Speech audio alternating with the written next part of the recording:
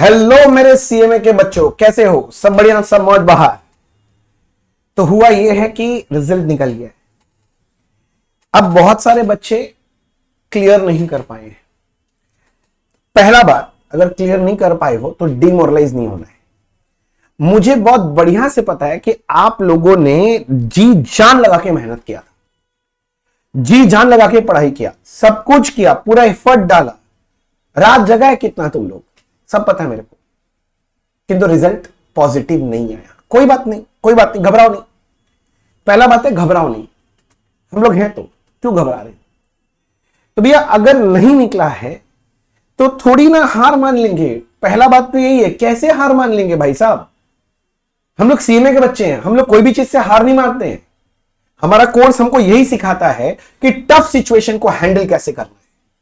अगर हम जब सीएमए बन जाएंगे तो आपको क्या लगता है सब कुछ सजाया सजाया परात पे मिल जाएगा? क्या प्लेट पे मिल जाएगा सजाया हुआ? नहीं ना। हमें लड़ना सीखना है। ये एग्जाम क्या चीज सिखाता है? सिर्फ थोड़ी ना नॉलेज देता है। ये आपको नॉलेज देता है, आपको टाइम मैनेजमेंट सिखाता है, आपको एडवर्स सिचुएशन में फाइट करना सिखाता है। तो भैया उसी स्पिरिट के साथ, अगर नहीं हुआ कोई बात नहीं, कोई बात नहीं भैया, उसी स्पिरिट के साथ डबल मोटिवेशन लेके अपने लोग अब वापस लड़ना चालू करेंगे। तो भैया करना क्या है?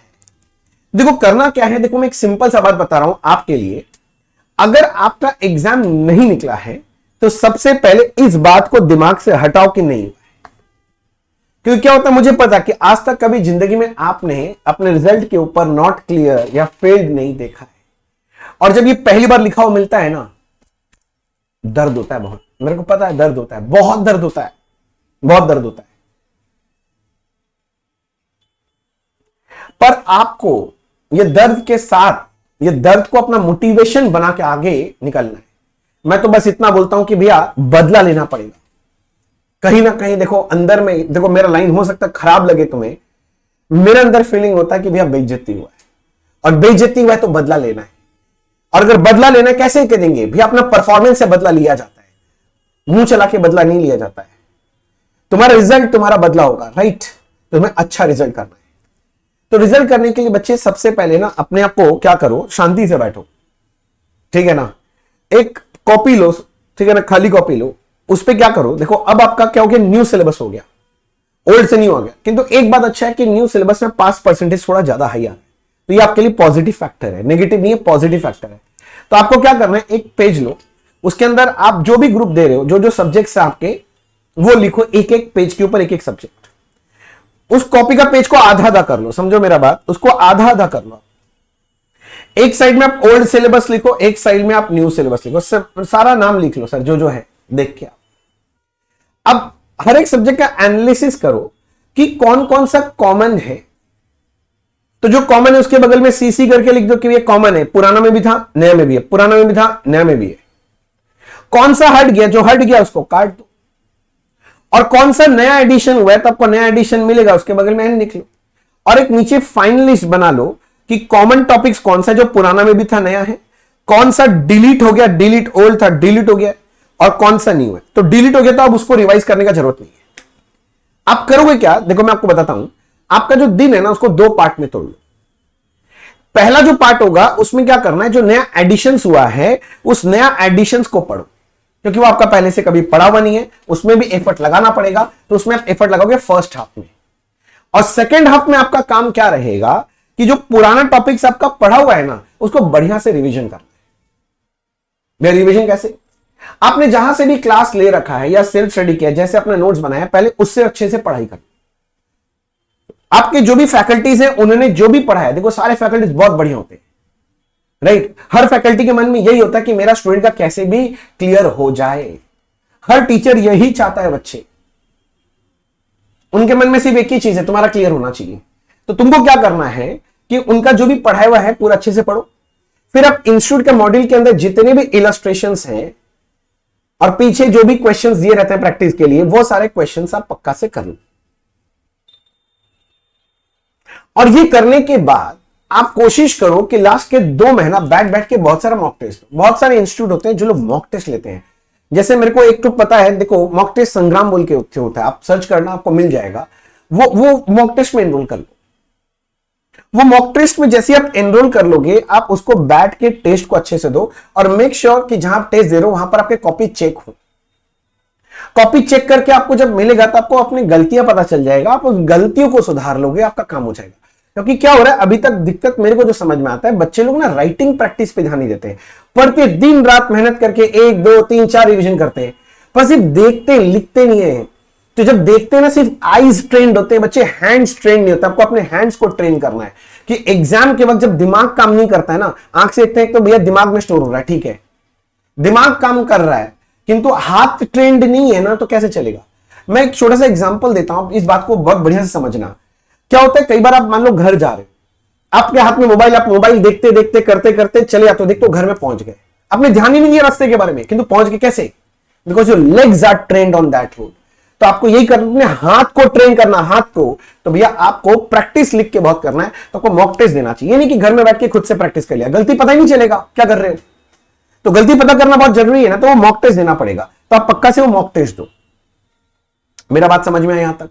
आप मॉक टेस्ट अच्छे से कर लोगे, आपका रिवीजन हो गया। पहले जैसे मैंने बोला, दिन का 2 हाफ तोड़े, पहला हाफ में नया पढ़ना है, सेकंड हाफ में जो पुराना कॉमन है उसका रिवीजन कर लेना है। रिवीजन कर लिया, उसके बाद आप मॉक टेस्ट दो और अपना राइटिंग से अपना राइटिंग स्किल्स को सुधार लो, देखो सब कुछ ठीक हो जाएगा। बात समझ में आया? ये आप अप्लाई करो बच्चे, आपको बहुत फायदा हो। अब बच्चे लोग बोल रहे थे भैया कि आप तो अकाउंट्स पढ़ाते हो, अकाउंट्स में आपके तरफ से क्या हमारे लिए हो सकता है, ये न्यू सिलेबस आ गया है तो हमें क्या करना है। तो भैया न्यू सिलेबस आ गया, बच्चे लोग मुझसे बहुत रिक्वेस्ट कर रहे थे, तो मैंने क्या कर रहा हूं, उन सारे बच्चों के लिए एक स्पेशल बैच लेके आया हूं जिसका नाम है सीएमए इंटरमीडिएट टॉपर्स बैच। ये टॉपर्स बैच है। अब आपको क्या करना है, सुनो, जैसे कि मान लो आप अगर जून में एग्जाम दे रहे हो, तो मेरे तरफ से क्या, देखो मैं 2 सब्जेक्ट पढ़ाता हूं, एक फाइनेंशियल अकाउंटिंग, एक कॉर्पोरेट, अभी इंटरमीडिएट में। तो मेरा जो फाइनेंशियल और कॉर्पोरेट अकाउंटिंग है, उसका जून टर्म का जो हमारा फीस है वो है 5500, बट आप लोगों के लिए हम सिर्फ 1999 में लेके आए। और अगर आप डिसाइड क्यों नहीं है, मैं दिसंबर में एग्जाम दूंगा, दिसंबर का हमारा जो फीस है ना बच्चे, वो है 6400, पर हम आपको ये दे रहे हैं 1999 में। सॉरी 1999 नहीं, ये 2999 में दे रहे हैं, 2999 में। भैया ये क्लासेस कैसे रहेंगे, भैया ये गूगल ड्राइव मोड में दूंगा, आपके पास कोई भी मोबाइल या लैपटॉप होगा, आप उसमें आराम से चला के सारे क्लासेस देख सकते हो। मजा का बात क्या है कि हम लोग आपको अनलिमिटेड व्यूज दे रहे हैं, इसमें हार्ड कॉपी ऑफ बुक भी दे देंगे आपको। और भैया आपका मॉक टेस्ट का जिम्मेदारी भी हमारा हो जाएगा, हम लोग ले लेंगे आपका जिम्मेदारी। बात समझ में आ? भैया अगर मुझे इस बैच में एनरोल करना है तो मुझे क्या करना पड़ेगा? देखो आपके पास कई सारे ऑप्शन है। ऑप्शन नंबर 1, हमारा यहां पर देखो ये नंबर दिया हुआ है, अगर नहीं दिखाई दे रहा है कोई बात नहीं, डिस्क्रिप्शन बॉक्स में जाओ, जाके देखो हमारा नंबर दिया, वहां कॉल कर लो, वहां पर एनरोल हो जाएगा। या फिर आप डायरेक्टली हमारे वेबसाइट में जाके भी एनरोल कर सकते हो।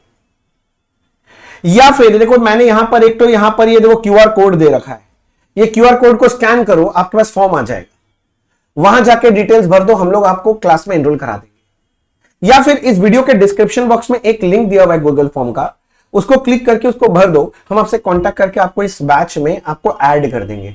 आपका काम सिर्फ इतना है कि लड़के क्लियर करना है, लड़के क्लियर करना है। हाँ बस ये क्लियर रख रखा है, क्योंकि हम लोग बहुत ज्यादा दिन तक ये नहीं चला सकेंगे, बहुत डिफिकल्ट हो जाएगा, बहुत ज्यादा स्टूडेंट्स हो जाएंगे, तो इसीलिए हम लोग सिर्फ 25 फरवरी तक ये ऑफर रखें। 25 तक जितने बच्चे रजिस्टर कर पाए ठीक है। और हमने ये सिर्फ फर्स्ट 100 स्टूडेंट्स के लिए रखा है। रीजन क्या है कि हम बच्चों को अच्छे से सर्विस देना चाहते हैं, कि जो बच्चे हमारे साथ जुड़े उनको हम लोग प्रॉपर गाइड कर सकें, इंडिविजुअली गाइड कर सकें, अच्छे से सर्विस दे सकें, ठीक है ना। भरने का कुछ नहीं है, बस पहला 100 स्टूडेंट्स को, क्योंकि मुझे पता है उससे ज्यादा स्टूडेंट्स को अभी कैटर करना, क्योंकि टाइम कम है ना, अभी कैटर करना थोड़ा डिफिकल्ट हो जाएगा। ऑलरेडी हमारे पास 500 से 1000 बच्चे करीब हैं जिनको हम कैटर कर रहे हैं, तो मैं ज्यादा लोड नहीं लेना चाहता। मैं चाह रहा हूं कि जो भी बच्चे हमारे साथ जुड़े हैं उनको मैं अच्छा से अच्छा सर्विस दे पाऊं। तो आपसे ये रिक्वेस्ट है कि अगर आपको हमारा हेल्पिंग हैंड चाहिए तो आप जल्दी से जाके इस कोर्स में एनरोल करा लो। अगर आपके मन में कोई भी डाउट आ रहा है तो आप कमेंट बॉक्स में लिखो, हम आपको जरूर रिप्लाई करेंगे। और ये वीडियो उन सारे बच्चों तक पहुंचा दो जिनको ये हेल्प करेगा। कम से कम ये स्ट्रैटेजी जो मैंने बताया ना, इसके लिए आप सबको, सारे बच्चों को शेयर करो, क्योंकि स्ट्रैटेजी बच्चों को समझ में नहीं, बच्चे समझ ही नहीं पा रहे भैया करना क्या है। इसके अलावा अगर आपके मन में कोई भी डाउट हो तो प्लीज कमेंट बॉक्स में लिखो, कोई भी क्वेश्चन है प्लीज पूछो मेरे से, मैं आपको जरूर हेल्प करूंगा, कोई दिक्कत का बात नहीं है, जरूर हेल्प करूंगा, जितना मेरे पास सामर्थ्य होगा मैं उतना जरूर हेल्प करूंगा।